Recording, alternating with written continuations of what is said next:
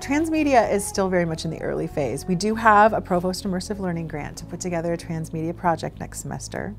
Of course, when I say transmedia, people say, what is that? Transmedia storytelling is really, there's two different ways to look at it. There is this world-based storytelling, which is what most people are familiar with. But there's this other way, it's an emerging way, which is taking one story, disassembling it, and putting it in different mediums. So for instance, our story will begin in a book, and every character in that book will have websites around them and phone numbers that you can call. So it's one story told in many places as opposed to many stories about the same thing within a world.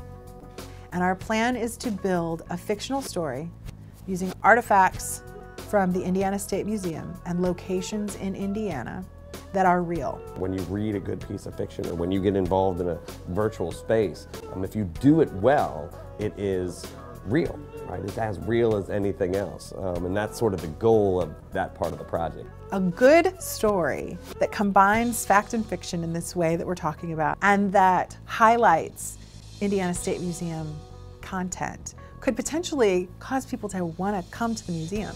Throughout this process, what I've actually found is museums around the world are having the exact same problem, which is we have lots of stuff. We can't get people to come down to see it. How can we do this? We're mixing students who will be associated with the fictional aspects of the story with journalism students who will be associated with the factual portions of the story. You can imagine immersing these students not only in the sort of multidisciplinary project creation, but also once we create this, using this as a way to introduce people to the history of Indiana, New Harmony, and the sort of weirdness that's gone on down there for 100 years. New Harmony, Indiana is one of the locations that will appear in the fictional story, and the graphic students will build a whole website on New Harmony that is factual, that has timelines about New Harmony and the New Harmony movement. The most often asked question is, how are you going to get an audience when you make them do heavy lifting, right? When you send them to different places. It's how do we tell a good story that uses all these different mediums and ways that keeps people engaged.